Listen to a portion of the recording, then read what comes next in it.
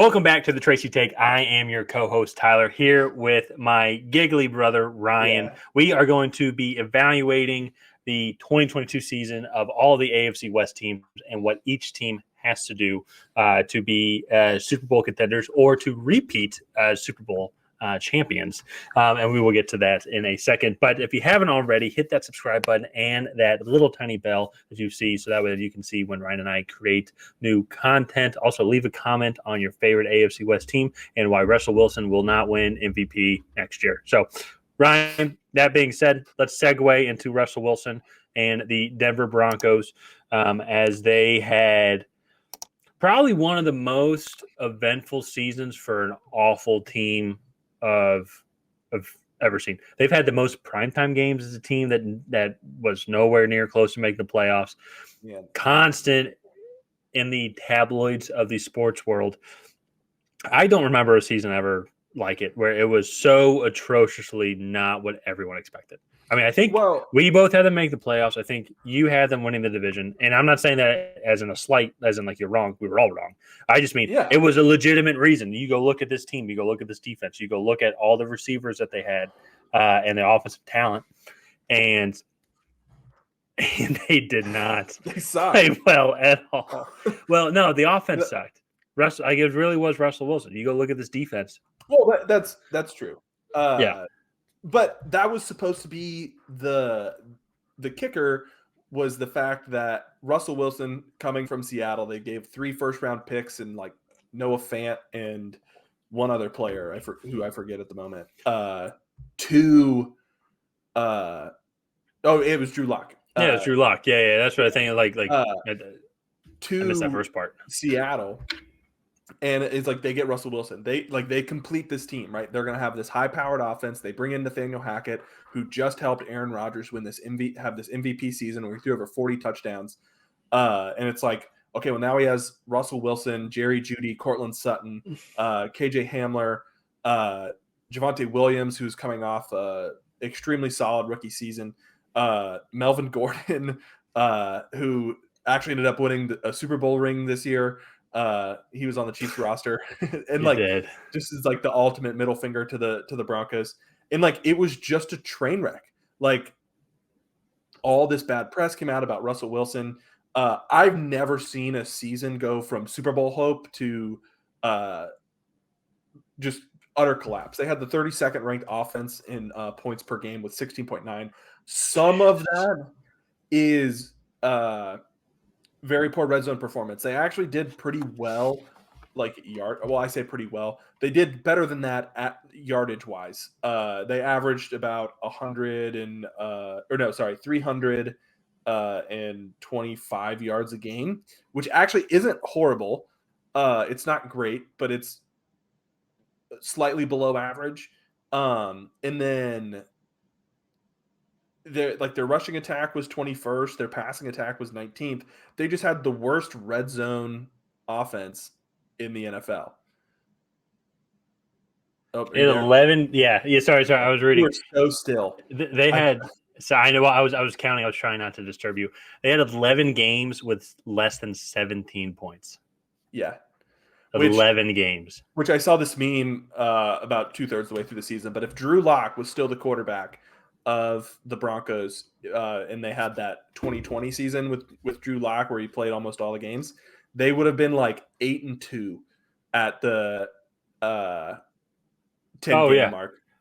Oh yeah, they only gave up in their first 13 games. They only gave up more than. Oh yeah, sorry. They only gave up more than 30 points. Once in their first 13 games. Yeah. The only other times that they did that above 20 was 22 and 23 points in weeks 11 and 12. Yeah. And that, it was absolutely atrocious. Yeah. And looking back on it too, it's like I'm looking at the Colts game where it's like they should have won that game. They were a field goal away from winning it, and yet for some reason they're throwing the ball, and then it gets intercepted in the end zone, and then it allows the Colts to come back down and kick a field goal to tie it. And that was in the game where both offenses sucked. Awful. Nobody scored a touchdown. I don't Nobody think. scored a touchdown. I think it was. Didn't Thursday Night Football go like a game and a half without a touchdown being scored? Yeah, And that no, was the that was first one. yeah. Yeah, that's insane. That was the worst football game I've ever seen. That was it Jim Nance and No, Al Michaels Al and Michaels, Kirk Herbstreit. Kirk And Herbstreit. that was the one I think Al is like. I think Al was. Well, I forget what he said exactly, but you know what, Kirk? In a game like this, sometimes you just find the beauty. No, In how hard it is. he said, and Kirk's like, no, this game no, sucks. he said Al was like, we'll look back on this game and I think we'll realize just how good these defenses are. And then Kirk Herbstreit was like, and that these offenses are horrible. Like, and like that, to me, that just epitomized this Denver Broncos season. Nothing worked at all.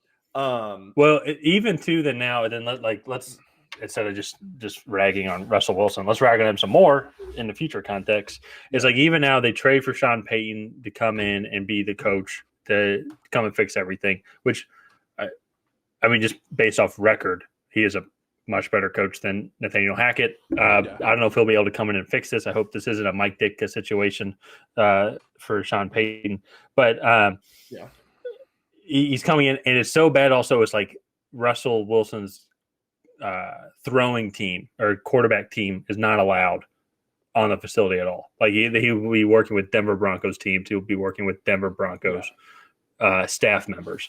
Which, if for you have to come in and say that for your, I mean, maybe I don't know like the whole situation, but like to your $45+ million quarterback that you traded your whole franchise for, that's things. And the locker room perception of everything, we talked about it. I found it very ironic that everyone started to defend Russell Wilson after Nathaniel Hackett got fired, but for the 4 months before that, no one said anything positive about Russell Wilson. Everyone was just allowing. No one came out to defend their quarterback.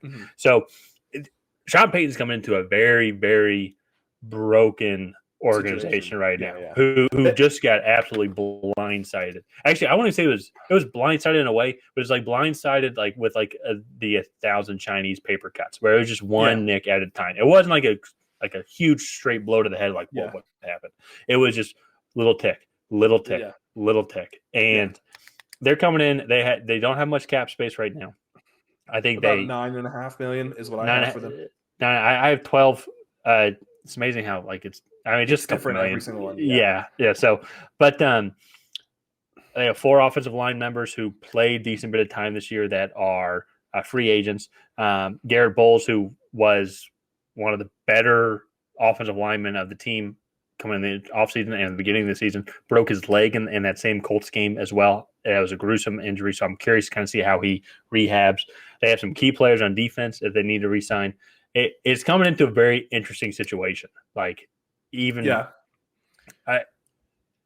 going to be a lot of heart-to-heart and tough conversations coming in for this new head coaching regime. I do want to talk a little bit about the positives with the Denver Broncos. I do still think they have a very talented roster.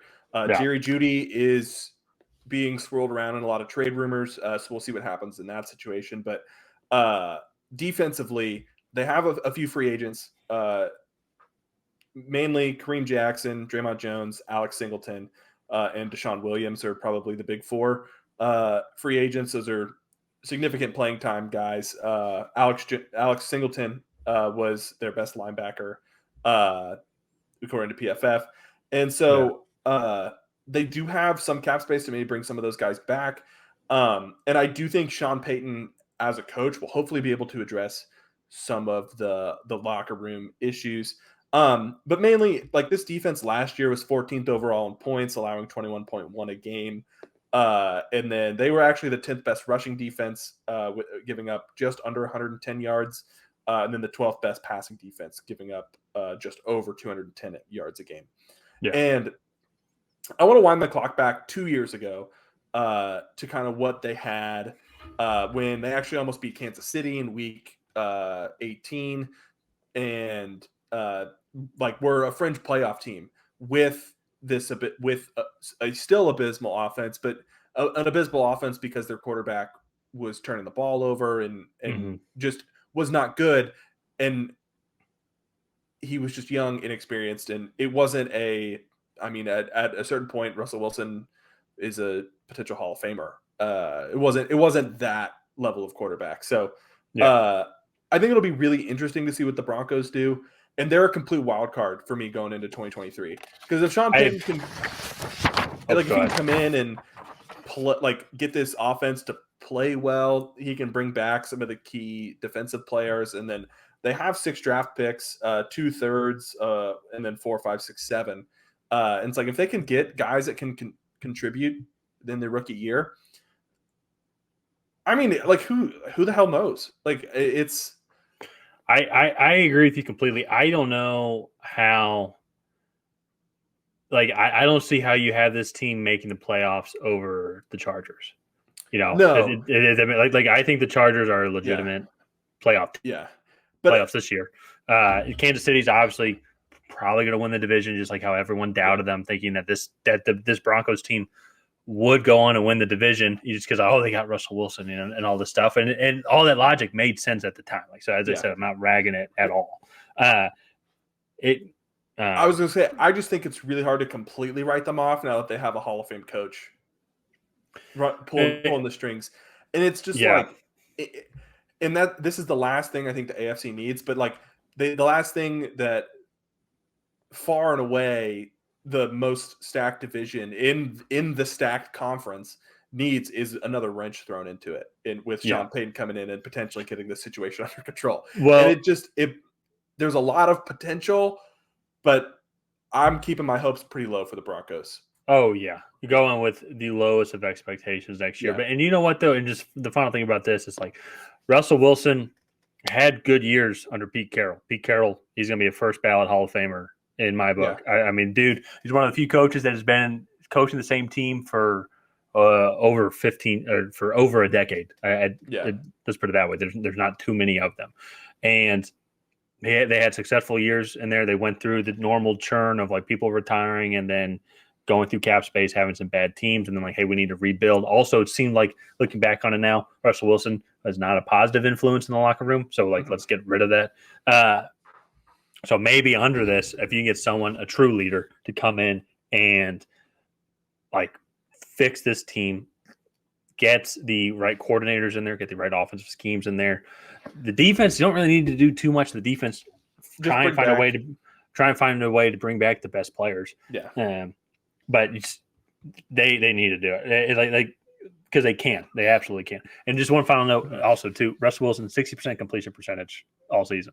One of the worst of the main starting quarterbacks. Yeah. And so it's going to be interesting. That was fun to rag on Russell Wilson again. Probably the last time we'll talk about him until June, because there's not really too much really to talk about in the Broncos offseason, especially come before there's no reason to talk to them about the draft either, because they're not going to be picking. Not till late day 2. Not till late day 2. So